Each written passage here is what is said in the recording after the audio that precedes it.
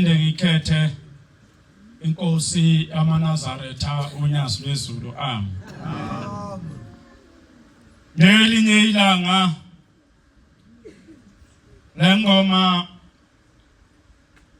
ifika kubabamkhulu umnikazi walolu hambo esikulo. Ethi la ngoma ekufikeni kwethu kulelizwe laseMpumalanga. Sazula singenayo indawo la sasingaphumula khona. Mula ngelinye ilanga inkosi yasephalameni bathi yayiphekwe intaba inhlangakazi. Ma inkosi iphekwe intaba inhlangakazi. Kwase kuyinsuku ezili-14. Baba mkhulu afika ehlala kulentaba. Enomkhete noma phansi wetshe ayelinde kulo. Waye aphume uShembe athandaze. Elinye ilanga ahlabelele. Eyedwa lapha emkhetheni azagide. Ngelinye ilanga elindile. Kwazwakala ezansi emaseleni. Ukawula imalasi noma ingcanga. Ezinye ishaya imkhulungwane. Abantu baphuma namakhuba bahlakula egcekeni. Babodwa ababeshaya amathini. Babodwa ababeshaya ivalo bekhuza umhlola. Bethi sakhile kusekhaya aledlule la liduma liphambanisa imbane emkhathini ma iduma lidabula kuze kuyonanela ezibilini zomuntu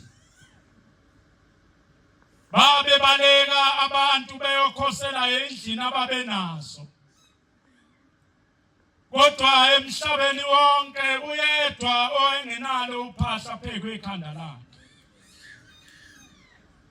Lezo imvula lezo naleyo mbani leyo nesiphepho esasamsana neshingishane somoya wayemile ehlabelele ethandaza. Zayiphelela kuyena. Bathi ngaleso sikhathi akubanga isikhathi esingakanani kwase kuqhamuka isilwane esafike sathi Shembe njengoba ulapha nje imini engakubizayo. Wathi uShembe cha ngiyamazi ongibizileyo ngakuwena. Suka lapha kuthiwa yayiseyisuka lento ihamba njalo. Yase yayoshona phekwe intaba zasozwathini. Waphephuka izindlu zabantu. Ekuhambeni kwesikhathi kwase kuzwakala inqina eyayizingela. Kwazwakala amaphimba abantu ababememeza. Befuna umuntu odla imbuzi zabo nemfuyo yabo. Bemmemeza kodwa bengakwazi ukugibela entabeni ngoba yayinezilwane ezingozi. Othi ubaba mkhulu ngaphuma lapha emgedeni ngaqalaza. Ngalibona iqulu labantu lapha ezansi. Othi ngacabanga kabili ukuba ngiye yini noma ngingayi. Othi kwathi khona lapho wayesebona sekumuntu phambi kwakhe. Othi lo muntu wake wambona esentabaswe. Ehlele emgedeni entabeni zokhahlamba la elinde khona ethandaza khona. Ngoba efelwa abantwana bakhe yobuza uNkulunkulu. Othi ke wathi lo muntu Shembe laba bantu abamemezayo beze kuwe. Phuma Shembe uye kubo ubhekane nabo impi yakho le. Mawubabelekela manje uyokwenza njani sewuphila phakathi kwabo. Othi la selithi le ndoda hamba shembe kuyoba nawe ngeke bekwenze lutho. Othi ke umqalo wendlela wehla waya kulaba bantu. Othi wathi mayefika kubona wafika wababingelela. Wathi sanibonani bantu abami uthi bonke bavuma. Namazwi ababemhakameza bemmemeza ngawo ayeseshintsha. Ngoba wafika kubona eseholunye uhlobo lomuntu. Embethe ingubo yakhe emnyama enesiphuku semve emahlombe esimhlophe. Othi basebethi cha mnumzane sithunywe induna okhuzwayo ukuba zokucela. Wathi ushembe kulungile kasambe abantu abambase behamba baye emzini kakhuzwayo. Wafika ushembe amadoda esenkanisile esibayeni. Phakathi lapha esibayeni kunezihlalo ezimbili. Esenduna ukhuzwayo nesasibekele yena njengomsolo ezoqulisa icala lokudla imfuyo yabantu entabeni. Wangena wahlaliswa. Ethi ke induna ukhuzwayo mnumzane uvelaphi wena ngoba kulelizwe kasikwazi. Futhi njengoba ulapha nje kwake wangenwa yini eswini senkosi ingazi nenduna ingazi. Lokho kwenzayo kukhomba ukudelela umthetho wenkosi yakulelizwe. Othi ke ushembe ngiyaxolisa nduna yenkosi. Njengoba ngilapha nje ngithunyiwe. Noma ngibizwe izwi. Njengoba ngihleli lapha entabeni ngilinde izwi kaJehova. Okuyilona elingibizileyo ukuba ngizoqoqa abantwana bakhe. Ngihleli ke lapha ndaba ezithi ngiyaxolisa kakhulu. Okuba ngingene esweni sakho ngingasakutshelanga ngingasazisanga ukuthi ngubani wakabani. Uthi ngushembe mina ngivela entabazwe. Bathi mabe sakhuluma kwase ngena umfana wakaMthembu owayegijima. Lo mfana ungena nje uyakhanqela endlini lapho ufuna uyise. Ebuze induna kwenze njani mfana wangena ugijima. Yasiphazamisa sinabantu abadala uthi cha ngizobiza ubaba ekhaya sekonakele. Umama ebeyotheza inkuni ehlathini washawa inyoka imamba. Lophela udaba lwashambe yathi induna cha ke siphuthume khona soyibonela. Udaba lakho mnumzane sesiyobuye silikhulume. Othi ka ushambe cha nduna nami ningabe nisangishiya ngiyakhona ngifuna ukuyobona kwenzakaleni. Bathi abantu luzokwenzani lolu hlanya lolu. Wathi nduna cha kulungile kasambeni sonke. Baphuma lapha emzini wenduna ukhuzwayo bebheka emzini kaMnumzane uMthembu. Mawunyuka intaba inhlangakazi lapha ezantsi kunesitolo senkosi la ngumuzwa kaMthembu ongale emva kwaseduze komgombela. Befika lapho bengena lapha phakathi ngampela amakhosikazi ayesegcwele umuzi. Mayebuza uMthembu bakhomba endlini befika endlini umkaMthembu sekhishisa amagwebu sekungeli mhlophe kalisekho elimnyama. Wasethiwa akulungiswe abekwe. Ngoba kushusa lesikhathi eside lemamba imshayile nesihlungu sesize sadlulela wahamba emhlabeni. Akakalifusi leli bandla ushembe likhona esiphila ngaphansi kwalo la lingakabikho noMnazaretha baba ungakaziwa. Wayesecela ushembe wathi cha bengicela nami ningithethele ngene ngibone ukuba kwenzakaleni. Babemhameza ushembe ngoba bebona uhlanya bemthuka bethu uzokwenzani. Wangena uShembe endlini wafika waqosha beduze kwayo lenkosikazi esithule. Wayesethucela bemupha amanzi. Bamnika amanzi wacela umlotha. Wayesethandaza uShembe ethandazela amanzi. Wathi Nkosi, wena owangibiza kulelizwe, sibonakalise kulaba bantu nakulenyama lapha manje ukuthi wena unami njengoba ngilapha nje ngabizwa nguwe. Wayesethatha lo mlotha uhlanganise namanzi uShembe wawufaka enxebeni la lo nkosikazi alunywe khona inyoka. Wayesemthandazela wayesehlala elinda. Akubanga isikhathi esingakanani umkaMthembu wakhwehlela. Wavuka umkaMthembu wahlala ngezinqa. Bathi dlengelela abantu babona umkaMthembu esephuma ehambela ngenyawo ekubene sefile. Umuntu oqala wavuswa uShembe esefile efika kulelizwe uShembe unkosikazi kaMthembu entabeni Nhlangakazi. Mangabe phuma ethi nduna ukhuzwayo kanti wena ndoda ubani? Wathi uShembe nguShembe mntanami. Akangiphuthume ngibuyele lapha yana engilinde khona.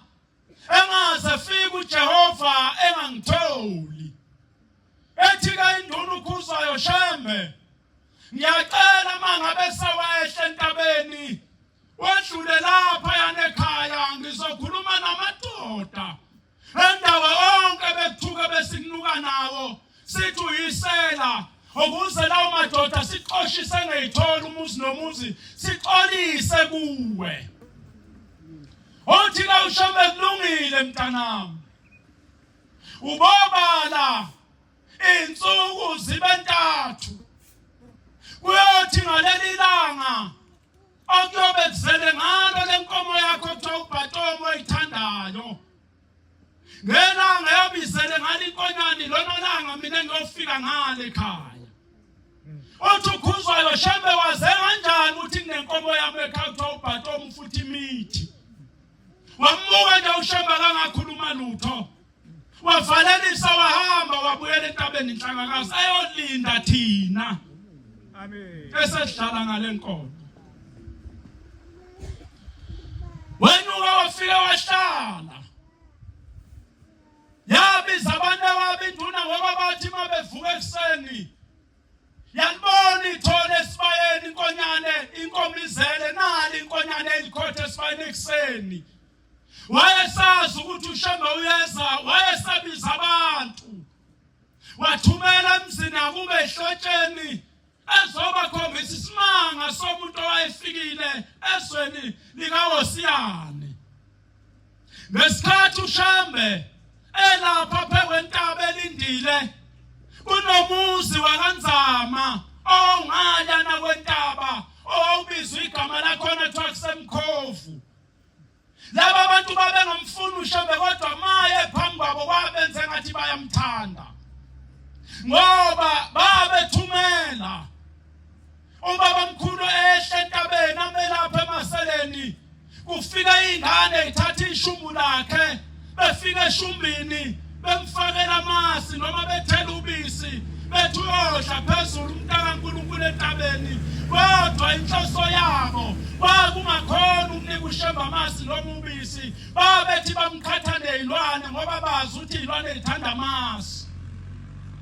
Nanamhlanje kulo muzi lo akukho lutho. Ishumbu likaShembe lasala khona nanamhlanje akaze buye bayahlupheka sekwafa bonke abantu basushwa ishumbu likaShembe. Ngoba ikhona imizwa uShembe asuke ingenile. Bebe nenhlanhla abantu angena uShembe kubo kodwa bebe nebhadi lokuthi mayesefikile bengamthandi. Abakwenza bekwenze ngokumphithenda ngoba bethi bamcuphela umgoga kanti bayibulala bona. Imvama imize yangenwa uShembe ayinayo inhlanhla yokuthi iphiliye phambili. Imize yangena umqalo wendlela wahlala ayinayo inhlanhla yokuthi iphiliye phambili ayakheki. Mangabehla ubabamkhulu entabeni wafika lapha amadoda asekhona sekugcwele ngalelo langa kasango esibayeni wasiwe endlini bahlala bathi shayi bathi mabekhuluma yayisithi indlamhlathi kaMayeki sathanda bezitha ngaphambi kokuba siqhubeke ngawungipha amanzi ngomile ke ngiphunga intuli lapha emqaleni yasukuma induna yathi lacu yahamba yayokha amanzi uma ibuya imnika wezwakala uShembe sethetha ethi hawu mhlola mina lena engiyibonayo ayanga besazi manje induna ukuthi yone ngani kuShembe wathi Shembe ngenzeni uthi uShembe cha ungangizwa khuzwayo ngithetha ngithethiswa ukuthi ngibona uyithuma umdala kangaka bengithi mina uzobiza ingane ongikhela amanzi noma kusukuma abanye wena abancane uthi nduna ngawunazo iningane uthi ukhuzwayo yebo kanginazo wayesethupa umngakho wayesembiza uthi uShembe nduna usuneminyaka engaphezulu kwama40 weyama ngumkamfowenu lona kodwa ingane niyitholi uthi ke kulungile nduna thina boShembe sokuphi ingane kodwa iyoba yinye iyohamba emhlabeni lengane isikhonzi sikaNkulunkulu impilo yayo yonke iyozihamba emhlabeni ingakazi ihlangane nomuntu wesilisa ngampela ukhuzwayo wayithola ingane wakhe uSisilia eyayisonto emaromeni yaze yahamba emhlabeni isistere emaromeni njengokusho kaShembe wayesehluka bamkhulu ithi nduna ukhuzwayo Shembe ngoba uhamba ngenyawo bengicela ke noma ungasayithathanga lezi inkomo ebesithi zocela ngazintethelelo uthathe nali ihashi yamnika ihashi ebomvu uShembe induna ukhuzwayo elahlala emzini wasekuphakameni kwahamba isikhathi ubabamkhulu ngelinye ilanga wahamba wayezweni lakaNongoma ehamba ngenyawo leli hashi kakhuzwayo wayengaligibeli uShembe lahlala nje kuphakameni wathe kwaNongoma ngelinye ilanga base kufika abantu ababegulelwa uyise mabefika laba bantu besuke babanangu beya kuShembe bathi Shembe sizwile ukuthi uyabasiza abantu singabaka sibanibani thina ekutheni phansi kwentaba zasezungeni sithunyiwe ubaba wethu uyagula induna yesizwe kuthiwa zokucela uthi uShembe kulungile abantu abamihambani ngizakunifika base behamba laba bantu ngamatsha babewagibele bebuyele babanangu wafika uShembe njengesethembiso sakhe ngoba uShembe mawumbizile akalenzi iphutha angafiki ubona kuwe mawuthandaza impendulo engabuyi indlela othema ukade ucela wawusuhlala ngayo uhluleke ukulinda awukho umthandazo uShembe angawuphendula ngokuthi inkinga yethu sifisa phendule ngesikhathi sethu kanti awazi ngesikhathi unikela kuyo ukuthi ebekuphi ngoba ngiyakhumbula ngelinye ilanga kunikelwe ebuhleni sasinikela nje sikulayini lokhu benikelile abantu ubabethule kuphendula umshumayeli athi faka unikele ibuka inkosi athi qhubeka omunye kwathi ngesikade wathi ubaba hawu bantu abamise ngikhohle kade ngisezulu kade benikela abantu elokhethe inkosi nibusise kanti akasekho phakathi kwethu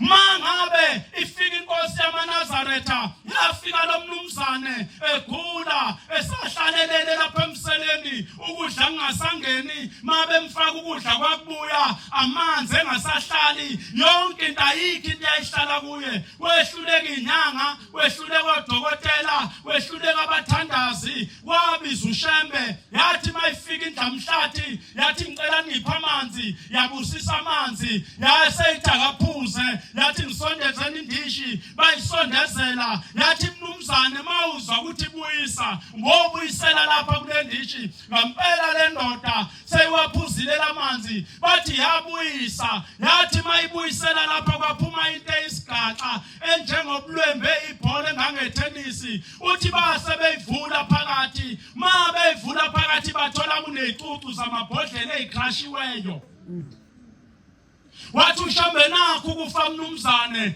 ebekukudla nebekuvimbe ukudla kuwe ukuthi ngingangeni.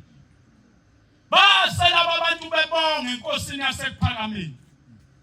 Bathi laba bantu Shambe kasazi singabonga ngani.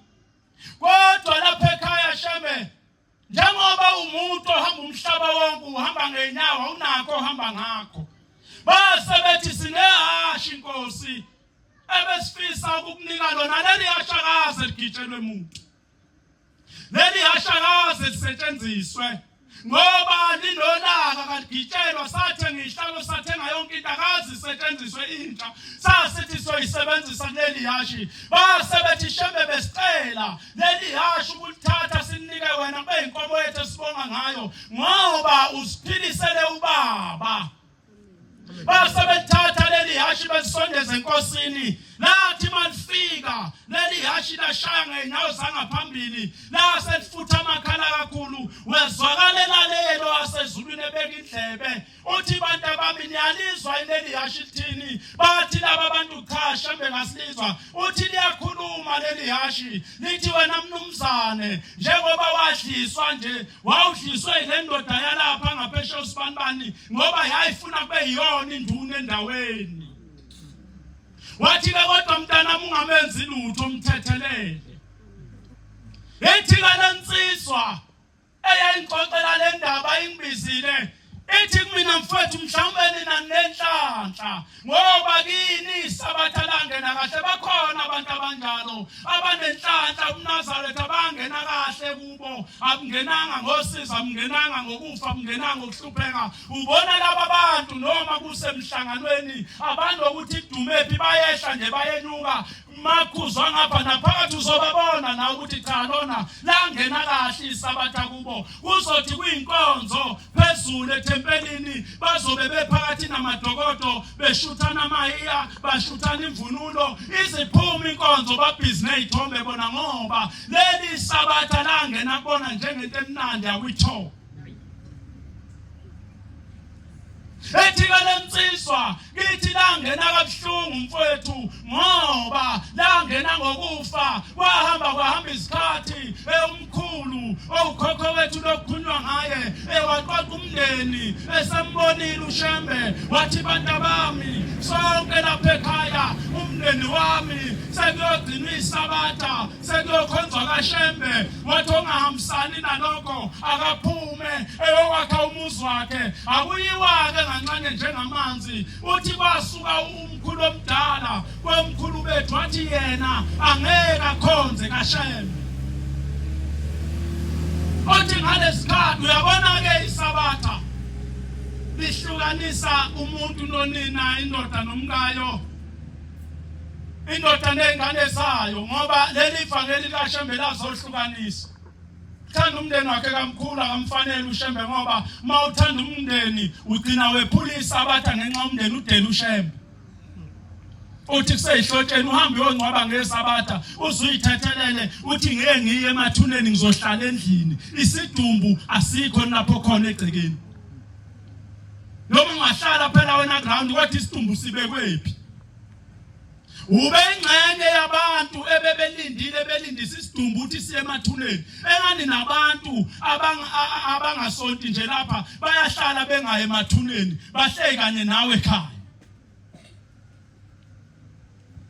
Uthi lo mfowethu wahamba isikhathi lenkolo kaShambe ingenile ekhaya kodwa umkhulu omdala akaze ayimukela leli ivangeli lashunyayelwa lobuNazaretha endaweni yangakithi. Uthi kwahamba isikhathi umkhulu waxabana noyise kubangwa leli sabatha uthi wazohlangana namadoda angaphandle. Uthi kwashawise uthi ngelinye ilanga bamshaya ubaba lona yamshala endoda uthi bemvalele endlini yabona ukuthi akafi yayisivala eminyango uthi yayiseyokhela indlaye kuyona phakathi kubangwa isabatha.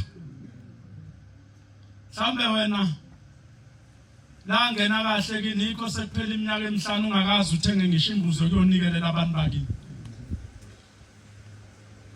La ngena kahle usu odihiya lika 3.6 ngoba la ngena kahle nephiko la ehlombe ngathi ukhosi bona esheqoka umNazaretha umuntu wakho uthi inkulu into elapha ehlombe wathi unesifumbu ngazi uthandaze umlandela uthi awunkosi siza lengane yabantu uqede lento embi kangaka emhlanje kanti ihiya uthi lo mfowethu wathi mayeyokhela indlu bahlala balinda ukuthi ashe uthi washa ngempela ukhokho mabesitshela baba uthi kodwa wathi makusha indlu kwaze kwanezivalo waphuma ekhasa ngamadolo uthi khona ekhasa endalo yagijima le ndoda iyomqedela uthi yayimsiki inyama yakhe emzimbeni ifaka esitsheni yahamba yayodayisela indoda yayinyanga ithi dayisa amafutha esotha mlilo idayisa uyise othi lemfowethu umuzi uphelile lapha ekhaya njengoba ubona nje unyaka nonyaka lapha ekhaya siyangcwaba ubabiziwe abantu bethiwa bazosiza besilekelele ngoba konke lapha esihamba khona kuthiwa kunenhlambuluko uthi masizwa kuthiwa wathi ukhokho wethu ngaphambi kokuthi efe eshe endodeni yakhe wathi mntanami njengoba ubeka mina isandla sewukwazi ukushaya mina wathi namhlanje njengoba ngihamba ngesandla sakho wathi wena mntanami angeke ungcwatshwe angeke ube nalo ithuna uyohamba khambe mntanami ugule mawusugulile inyama yakho uyodliwa izinja uyozuphela uphelele emlonyeni wezinja eqalekiswa uyise uthi ngempela kwahamba isikhathi kuthiwa wagula umkhulu iminyaka wayelale lubhaqa emseleni uthi ngelinye ilanga kwakuthi abantu mabehleli manilena phuma nje namshiya yedwa nimuzwe sememeza ethi ngilekeleleni ephuma ubalelele ethi nazi izinja zingidla mabethi bayangena endlini abantu ababoni inja kodwa emzimbeni bewabona amanxebopha waqalekiswa uyise lensizwa yayisibizile siyothandaza beyolungisa leyo ndaba enjalo leyo nhlambuluko enjalo maNazaretha njengoba silapha nje sithunyiwe siphume emakhaya ngamakhaya emndenini ngemndeni abanye bethu bazalwa emndenini ezalukazini ezahamba emhlabeni ezinukiwe kuthiwa ziyathakatha ezinye ayingathakathi abanye nabo njengoba bekhona lapha bangamadoda abanye bangomakoti abanye omama emndenini abakuyona abanuka ngokuthakatha ngoba kwahamba isalukazi ekhaya esashonelwe indoda yaso kwathi umbaba esanda khamba emhlabeni ugogo bemfaka inzila wahlabeka naye wagula wagcina kuhluthulela kuthiwa hayi ngoba uyagula ugogo akufanele afake inzila ayibekwe lapha nabahluthulelwa ngenkukhu nebhadi lesalukazi sahamba emhlabeni inzila ingakasigumuli ngala kwethuna safika sangangena namhlanje lesi salukazi phesha kwethuna sisazilile kodwa abantu ababehluthulele lenzila ngenkukhu abanakanga ukuthi ugogo wafa ezilile bazi ukuthi babeyibeke phansi athi isikhathi sakhe sokuzilela umnyeni wakhe sasingakapheli wayesevuka nayo phesha kwethu namhlanje abantu bakhala ukuthi kunamanzi amnyama nginamabhadi into zami kayilungi nayilungisa kanjani indaba yesalukazi sakini esahamba zilile emhlabeni abanye abantu bekuthi makufa umuntu imndeni ezalwa kuyona ngokusolana nokunukana komndeni bese kulandwa inyanga kuthiwa izocupha isidumbu salomuntu kuthiwa mfowethu njengoba sikubeka lapha kusha amadoda ehlangene nenyanga ilande khona ethi manga kunabantu ababulala oyiphindiselela ngalomuthi noma lezikhali nimthatha umuntu nomngcwaba nimngcwabe ngezikhali yebo uzokwenza lo muntu lokho enishoyo uhamba isikhathi nani nithi niyabeka indlebe nizothola sibanibani uhambile emhlabeni nijabule nithi ya uyayiphindiselela manje umfowethu inyanga iyasebenza kodwa umbuzo enginawo maye sebaqedile laba abantu lesi sikhali namphathisa sona ethuneni uzoshonisaphi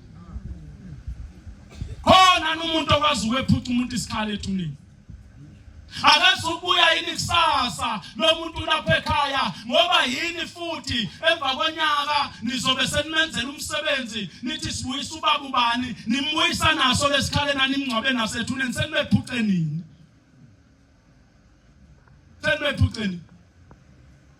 kufika insizwa enkosini yamaNazaretha unyazi lwezulu ithi baba lapha ekhaya sesiphelile sekuze baye uhlatshwa awusenziwa imisebenzi asenzi lutho khona imizi enjalo abantu asebatshelwa bathandazi batshelwa izangoma